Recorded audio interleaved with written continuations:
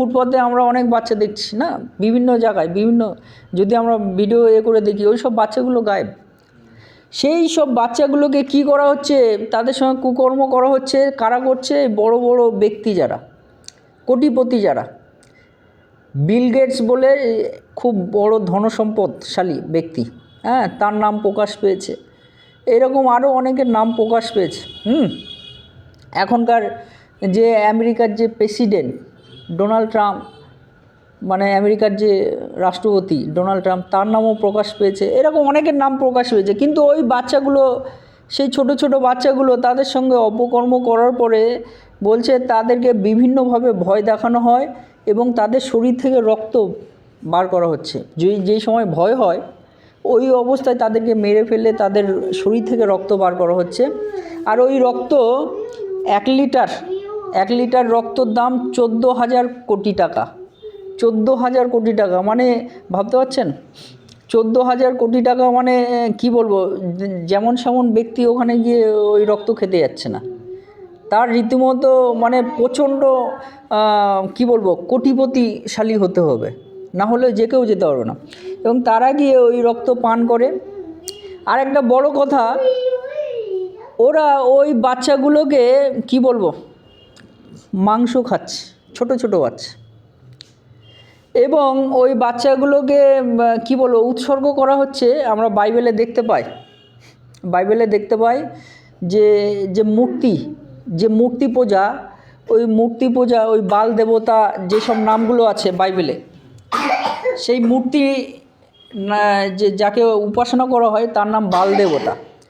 হ্যাঁ, এই সব মূর্তি যে পূজাগুলো বাইবেলে আমরা দেখেছি, যেগুলো ঈশ্বর বিরুদ্ধ, সেই সব মূর্তি ওইখানে রাখা এবং রেখে তার সামনে ওই ছোট ছোট বাচ্চাগুলোকে উৎসর্গ করা হচ্ছে। মানে কি, জীবন্ত মেরে দেওয়া হচ্ছে। বুঝতে পারছেন? তাহলে কি হচ্ছে, যে অনেক ধন সম্পত্তি, অনেক কোটি কোটি টাকা থাকলেও শেষ পর্যন্ত মানুষ কোথায় যাচ্ছে? একদম তাদের শেষ অপকর্মে যাচ্ছে। এবং ঈশ্বর যেটা পছন্দ করে না তার বিরুদ্ধে হয়ে যাচ্ছে, মানে শয়তানের উপাসনা হয়। সোজা বাংলায় ওই আইল্যান্ডে শয়তানের উপাসনা হয়।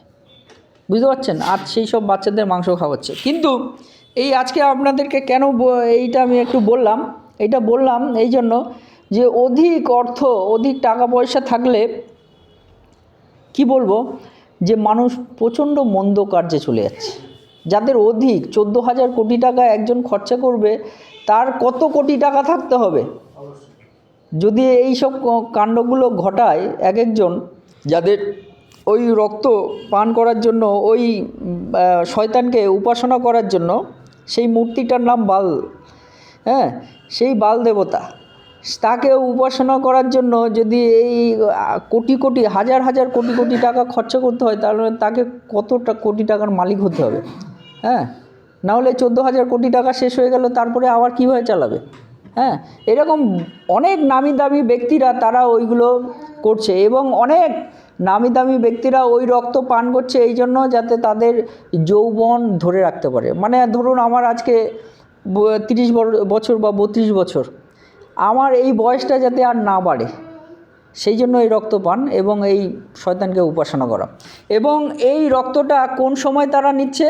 যে সময় সেই উৎসর্গ করছে, ওই বাল দেবতার কাছে উৎসর্গ করছে যেই সময়, সেই সময়টা তাকে মারার পরে ওই রক্তগুলো সংগ্রহ করছে। বুঝতে পারছেন? আর এইটা করার মধ্য দিয়ে আমরা কি দেখতে পাচ্ছি? এটা করার মধ্য দিয়ে দেখতে পাচ্ছি যে অধিক অর্থ আমাদেরকে নষ্টের জায়গায় নিয়ে যাচ্ছে। অধিক অর্থ আমাদেরকে আরও শয়তানের কাছে আমাদেরকে পৌঁছে দিচ্ছে। হ্যাঁ, এই ঘটনার মধ্য দিয়ে দেখতে পাই। কিন্তু এই আজকে আপনাদেরকে বলতে চাই যে প্রভু আমাদেরকে বলছে যে অর্থ উপার্জন আমাদের করতে হবে, কিন্তু আমাদেরকে সেই সঙ্গে সঙ্গে অধিক অর্থ যে আমাদের সেইগুলো নিয়ে চলতে হবে সেরকম নয়। কিন্তু আমাদের যতটুকু প্রয়োজন ততটুকু অবশ্যই আমাদের উপার্জন করতে হবে। এবং সেই অর্থটা শয়তানের কাছে উৎসর্গ না করে আমরা যেন ঈশ্বরের কাছে উৎসর্গ করি। হালেলুয়া। সেটা পিতা ঈশ্বর তিনি আমাদের বলতে চান। হিতোপদেশ তার 3:9 যে আমাদের যে উপহারটা, আমাদের যে আয় বা ইনকাম, আমাদের যে উপার্জন, আমাদের যে পরিশ্রম, তার কিছু অংশ যেন আমরা ঈশ্বরের গৃহে আমরা দিই, তাতে আমাদেরকে আশীর্বাদ ঈশ্বর আমাদের দান করবে। হালেলুয়া। তাতে আমাদের অর্থ থেকে, আমাদের যে মন্দর দিকে চিন্তা, তা থেকে আমাদের রক্ষা করবে। হালেলুয়া। পিতা ঈশ্বর সেই বিষয় বলেন। তাই বলছে যে এই উপহার ঈশ্বরকে কিন্তু সম্মান দেয়। আমাদের ওই 14,000 কোটি টাকা ঈশ্বরের হস্তে, মানে কি ওই শয়তানের হস্তে দেওয়ার থেকে আমার মনে হয় ঈশ্বরের হস্তে দেওয়া ভালো। হালেলুয়া। যাতে ঈশ্বরের রাজ্যের কার্য আরও বৃদ্ধি পায়, ঈশ্বরের সত্য মানুষের কাছে পৌঁছায়, কিন্তু সেটা সেইখানে না গিয়ে যাচ্ছে শয়তানের কাছে। তাই ঈশ্বর তিনি আমাদের বলে যে এই উপহার যদি আমরা দিই, ঈশ্বরকে সম্মান প্রদান করে। হিতোপদেশ 3:9 বলে, তুমি সদাপ্রভুর সম্মান করো আপনার ধনে এবং তোমার সমস্ত দ্রব্যের অগ্রিমাংশে। Amen, amen, hallelujah. পিতা ঈশ্বর তিনি আমাদেরকে বলছেন যে আমাদের যে অর্থ, সেই অর্থে আমরা মানুষ মারার কাজ করব না, সেই অর্থে আমরা মানুষের রক্ত পান করব না, সেই অর্থে আমরা মূর্তি যে পূজা, যেটা বাল দেবতার পূজা হচ্ছে না এখন ওই এবিস্টিন আইল্যান্ডে, হ্যাঁ, সেইটা থেকে আমাদের ঈশ্বর রক্ষা করবে, বিরত রাখবে। সেইটা মন্দ কার্য থেকে ঈশ্বর আমাদেরকে বিরত রাখবে। তাকে সম্মান করা হচ্ছে মানে কি, সেই বাল দেবতাকে উপাসনা করা হচ্ছে এবিস্টিন আইল্যান্ডে, তার মানে কি সেইখানটায় কি করছে, যে অপকর্মের মধ্যে যাচ্ছে, নোংরা কাজের মধ্যে দিয়ে যাচ্ছে, হ্যাঁ, নষ্ট কাজের মধ্যে দিয়ে যাচ্ছে, ঈশ্বরের বিরুদ্ধে যাচ্ছে। যেটা আপনাদের বলতেই আমি ভুলে গেছি, তারা যখন ওই বাচ্চাদের ভয় দেখিয়ে উৎসর্গ করে, মারতে যায় ওই মূর্তির সামনে, ওই বাল দেবতার সামনে, আমেরিকার ওই এবিস্টিন আইল্যান্ড, সেই সময় কেন ওইটা ওরা করে, আরও একটা বিষয় আমরা জানতে পেরেছি যে ওই বাচ্চাদের, ছোট ছোট বাচ্চা, 2 বছর 3 বছর 4 বছর বাচ্চা, ভাবতে পারছেন, সব থেকে বড় কষ্ট লেগেছে যে ওই বাচ্চাদের মাংস খাওয়া হয়। হ্যাঁ, সকলের তো বাচ্চা আছে, সব থেকে বড় কষ্ট লেগেছে। যাই হোক, ওই বাচ্চাটা যখন উৎসর্গ করা হচ্ছে, সেই সময় ওরা একটা জিনিস জানে, ওদের ওই শয়তানদের যে কি বলবো পরিচালনা, তারা জানে ওই ছোট বাচ্চাকে আমি যখন উৎসর্গ করব, সেই সময় ওই বাচ্চা যখন ভয়ে কাঁদছে, তখন কি হবে, ওই বাচ্চার সঙ্গে বলছে ঈশ্বরের একটা আধ্যাত্মিক সম্পর্ক তৈরি হয়ে যায়। একটা ছোট বাচ্চা যখন কান্না করে ভয় পায়, বলছে ঈশ্বরের উপস্থিতি সেই বাচ্চার কাছে চলে আসে। হালেলুয়া। ভাবতে পারছেন ঈশ্বর ছোট বাচ্চাদের কত প্রেম করে। প্রভু যিশু বলছে যে আমার ঈশ্বরের রাজ্যে প্রবেশ করতে হলে এই ছোট বাচ্চার মতো, শিশুদের মতো হয়ে থাকতে হবে, তাহলে ঈশ্বর রাজ্যে প্রবেশ করতে পারবে। প্রভু যিশু স্বয়ং বলেছে। হালেলুয়া। তাহলে বুঝতে হবে প্রভু যিশু ওই কথাটা কেন বলেছে। ওই কথাটা বলেছে কারণ হলো ওই ছোট্ট বাচ্চার যে মন, সেই মনের সঙ্গে ঈশ্বরের একটা সম্পর্ক আছে, প্রভু যিশু প্রকাশ করেছে। হালেলুয়া।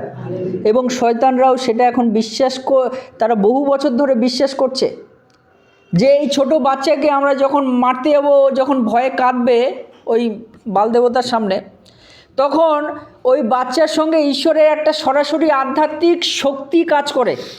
ঈশ্বরের আত্মা তাকে রক্ষা করার জন্য চেষ্টা করে। হালেলুয়া। এবং সেই বাচ্চারও একটা আধ্যাত্মিক কার্য ঈশ্বরের সঙ্গে সংযুক্ত হয়। হালেলুয়া। বলছে ওই সময়টা যদি ওই বাচ্চাকে মারতে পারে, তাহলে ওই ঈশ্বরের একটা শক্তি বাচ্চাটার মধ্যে আসে। ওই সময় যখন বাচ্চা ভয় পায়, ওই শক্তিটা তারা ব্যবহার করতে পারে নাকি, তারা ব্যবহার করতে পারে। ভাবতে পারছেন ঈশ্বরের ওই শক্তিটা ওই বাচ্চার মধ্যে যেই সময় আসছে মৃত্যুর সম্মুখে, তখন ওই শক্তিটা তারা কালো জাদু করে ওটা ব্যবহার করে এবং ওটা বিভিন্ন দুষ্কর্মে ব্যবহার করে। ভাবতে পারছেন? তাহলে আমরা কি বুঝতে পারি যে শয়তানরাও বিশ্বাস করে যে ঈশ্বর হলো সত্য। হালেলুয়া। এবং একটা শক্তি আছে যেটা হলো ভালো শক্তি। হালেলুয়া। এবং সেই শক্তি দিয়ে আমরা রক্ষা পেতে পারি। হালেলুয়া। কিন্তু সেই শয়তানের যেসব উপাসনাকারী, তারা ওই শক্তিটাকে অপকর্মে ব্যবহার করে। সেইটা পিতা ঈশ্বর আমাদের বলতে চায় যে আমাদের পিতা ঈশ্বর সত্য এবং তিনি সনাতন এবং তার অস্তিত্ব আছে, তিনি ছিলেন, তিনি আছেন এবং তিনি থাকবেন। হালেলুয়া। আমাদের ঈশ্বর হলো সেই ঈশ্বর। হালেলুয়া।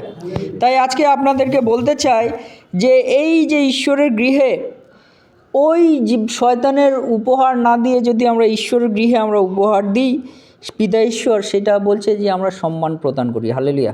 আমরা যে কাজ করছি, আমরা যে পরিশ্রম করছি, সেই অগ্রিমাংশ কিছুটা যদি আমরা ঈশ্বরের গৃহে আমরা দিতে পারি, জোর নয় আপনাকে দিতেই হবে এরকম নয়, কিন্তু আপনার যতটুকু সাধ্য আছে, আপনার 2 টাকা এই সময় 2 টাকা দেওয়ার সাধ্য আছে, আপনাকে বলবো এখন 500 টাকা দিন, আপনার মন কি চাইবে?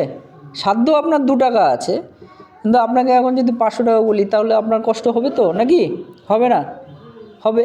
সেই জন্য বলছে যতটুকুই আমাদের ক্ষমতা আছে আমরা ঈশ্বরের গৃহে আমরা যদি দিই, ঈশ্বরের সম্মান আমরা দিয়ে থাকি। হালেলুয়া। এবং দান আমাদেরকে বলছে নিজেদেরকে পরিবর্তন করে। যখন আমরা ঈশ্বরের গৃহে দান দিই, আমাদের নিজের জীবনকে আমরা পরিবর্তিত আমরা হতে পারি। কিন্তু যারা শয়তানের গৃহে দান দেয় তাদের জীবন কি আরও দুষ্কর্মে তাদের জীবন পরিবর্তন হচ্ছে। দেখুন এখন এক এক করে তাদেরকে হয়তো ধরা হবে, তাদের জীবন কোথায় যাবে? আর তাদেরকে না ধরলেও ঈশ্বর শেষ দিনে ধরবে। হালেলুয়া। ঈশ্বরের হাত থেকে কেউ যাবে না।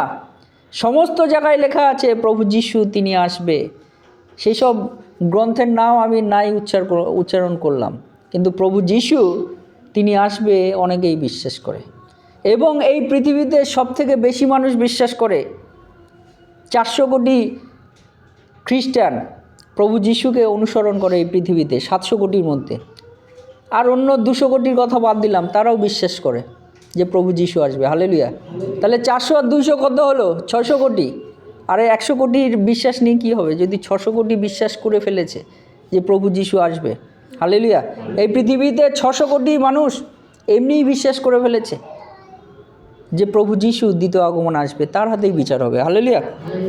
তাই আমাদেরকে পিতা ঈশ্বর বলে যে আমরা যদি ঈশ্বর গৃহে আমরা উপহার দিই, আমরা নিজেদেরকে আমরা পরিবর্তন করতে পারি। প্রেরিত 20 অধ্যায় 35 পদ বলছে, সকল বিষয়ে আমি তোমাদিগকে দৃষ্টান্ত দেখাইয়াছি যে এই প্রকারে পরিশ্রম করিয়া দুর্বল দিকে সাহায্য করিতে হইবে এবং প্রভু যিশুর বাক্য স্মরণ করা উচিত, কেননা তিনি আপনি বলিয়াছেন, গ্রহণ করা অপেক্ষা বরং দান করা ধন্য হইবার বিষয়। Amen, amen. অর্থাৎ এই যে গ্রহণ করা অপেক্ষা দান উপহার দেওয়া, এইটা ধন্য হওয়ার বিষয়। এইটার মধ্য দিয়ে পিতা ঈশ্বর বলছে এইটা ধন্য হবে, মানে আশীর্বাদ প্রাপ্ত হইবে। মানে আমাকে বলছে, আমাদের প্রত্যেককে পিতা ঈশ্বর বলছে যে নেওয়ার অপেক্ষা দেওয়াটা আমাদের সবথেকে আশীর্বাদের বিষয়। এইটার মধ্যে দিয়ে কি নিজেদের পরিবর্তনের বিষয় পিতা ঈশ্বর বলছে। হালেলুয়া। এবং উপহার বলছে আমাদেরকে আশীর্বাদ উপচে দেয়। বলছে লুক তার 6 অধ্যায় 38 পদে, দেও তাহাতে তোমাদিগকে দেওয়া যাইবে, লোকে বিলক্ষণ পরিমাণে ঝাঁকড়িয়া উপচিয়া তোমাদের কোলে দিবে, কারণ তোমরা যে পরিমাণে পরিমাণ করো সেই পরিমাণে তোমাদের নিমিত্তও পরিমাণ করা যাইবে। আমেন। ঈশ্বর তিনি বলছে যে আমরা যদি ঈশ্বর গৃহে আমরা উপহার আমরা নিয়ে আসি, পিতা ঈশ্বর বলছে চাপিয়া ঝাঁকিয়া উপচিয়া তিনি আমাদের আশীর্বাদ করবে। আমেন। এবং দান আমাদের কি বলছে? বিশ্বাসের পরীক্ষা। আমরা ঈশ্বরকে কতটা বিশ্বাস করি, এই উপহারটাও কিন্তু আমাদের বিশ্বাসের একটা পরীক্ষা পিতা ঈশ্বর বলছেন। যদি আমরা 2 করন্থীয় 9 অধ্যায় 7 পদে দেখি, বলছে প্রত্যেক ব্যক্তি আপন আপন হৃদয়ে যেরূপ সংকল্প করিয়াছে তদানুসারে দান করুক, মনোদুঃখপূর্বক কিংবা আবশ্যক বলিয়া না দিক, কেননা ঈশ্বর হৃষ্টচিত্ত দাতাকে ভালোবাসেন। Amen, amen, amen. হালেলুয়া। এই যে ঈশ্বরের গৃহে দানটা বলছে আমাদের বিশ্বাসের পরীক্ষা। কেমন বিশ্বাসের পরীক্ষা? বলছে প্রত্যেক ব্যক্তি আপন আপন হৃদয়ে যেরূপ সংকল্প করেছে, আমাদের হৃদয়ে আমরা যেরূপ সংকল্প করেছি তদনুসারে দান যেন আমরা উপহার আমরা দিই, এবং মনোদুঃখ পূর্বক যেন আমরা কিংবা আবশ্যক বলিয়া যেন আমরা না দিই, কেননা ঈশ্বর হৃষ্টচিত্ত দাতাকে ভালোবাসেন। আমেন। তার মানে ঈশ্বর হৃষ্টচিত্ত মানে মনে আমাদের যারা আমরা আনন্দ সহকারে আমরা দিই, সেই দাতাকে পিতা ঈশ্বর ভালোবাসেন আনন্দ সহকারে। তার মানে কি এটা পিতা ঈশ্বর আমাদেরকে দেখছেন, হৃষ্টচিত্ত দাতাকে পিতা ঈশ্বর তিনি ভালোবাসেন। যারা আনন্দ সহকারে নিজ হৃদয়ে আনন্দ সহকারে ঈশ্বরের গৃহে উপহার নিয়ে আসে তাদেরকে পিতা ঈশ্বর ভালোবাসেন। মানে পিতা ঈশ্বর এটা আমাদেরকে দেখছেন, তার মানে আমাদের বিশ্বাসটা পিতা ঈশ্বর পরীক্ষা করে দেখছেন। হালেলুয়া।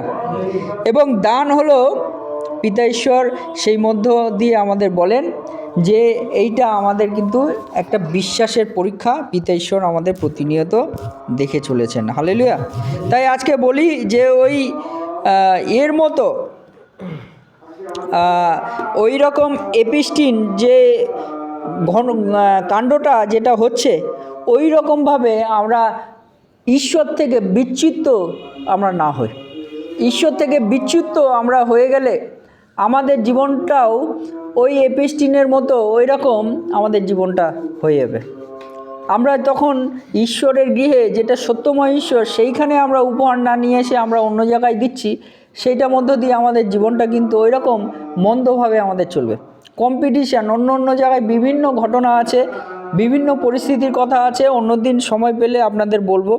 কিন্তু এইটুকু বলতে চাই, আসুন আমরা এই উপহার যেমন একদিক থেকে যখন আমরা শয়তানের হস্তে দিই সেটা আমাদেরকে মন্দ পথে নিয়ে যায়, কিন্তু এই উপহারটা আমরা ঈশ্বরের গৃহে দিই তার মধ্য দিয়ে আমরা কিন্তু আশীর্বাদের পথে চলবো। পিতা ঈশ্বর তিনি বলেন যে উপহার আমরা ঈশ্বরকে সম্মান আমরা প্রদান করতে পারি, উপহার আমাদের নিজেদের পরিবর্তন আমরা দেখতে পারি এবং এই উপহারে আমরা আরও আশীর্বাদ আমাদের জীবনে আমরা পেতে পারি। এরকম অনেক ঘটনা আছে যে যারা আগে প্রভু যিশুতে ছিল না তাদের বিভিন্নভাবে খাওয়া দাওয়ার সমস্যা, এটা তো আর মিথ্যা কথা নয়, বিভিন্ন জায়গায় আমি শুনেছি, বিভিন্ন জায়গায় আমি এই সাক্ষ্য আমরা দেখেছি। আপনাদের জীবনেও আপনারা এইগুলো জানেন কি না বা আপনাদের জীবনে আছেন কি না, অনেক সাক্ষ্য আছে আপনাদের, আছে তো নাকি? হালেলুয়া। সেই জন্য অনেক ঘরে এরকম সাক্ষ্য দেয় যে চাল নেই, ডাল নেই, কখনো নুন ফুরিয়ে যাচ্ছে, কখনো এই হচ্ছে, কিন্তু এখন আমাদের খুব বেশি নেই কিন্তু মাসে মাসে ভরা থাকে, মোটামুটি আমাদের চলার মতো থাকে। হালেলুয়া। এটাই তো ঈশ্বরের আশীর্বাদ। তাই বলছে যে ঈশ্বরের আশীর্বাদ যখন ঈশ্বরের গৃহে আমরা দিই, আমাদের যে ভাড়ার থেকে অর্থটা বেরিয়ে যাচ্ছে যে ফুটো হয়ে, সেইটা পিতা ঈশ্বর আটকে দেয়, তখন আমাদের গৃহে সমস্ত কিছু জমতে শুরু করে। হালেলুয়া। তাই এই উপহার আমাদের আশীর্বাদ দান করে এবং এই উপহার কিন্তু আমাদের বিশ্বাস পিতা ঈশ্বর পরীক্ষা করে দেখে যে আমাদের মনটা যে আমরা কেমনভাবে ঈশ্বরের কাছে আমরা দিচ্ছি। তাই আপনাদের উৎসাহিত করতে চাই, আসুন আমরা সেইভাবে ঈশ্বরের গৃহে আমরা উপহার নিয়ে আসি, তাতে আমরা আশীর্বাদের মধ্যে দিয়ে আমরা চলব। ঈশ্বর তার বাক্যে আমাদের প্রত্যেককে আশীর্বাদযুক্ত করুন। আমেন। জয় যিশু, জয় যিশু, জয় যিশু।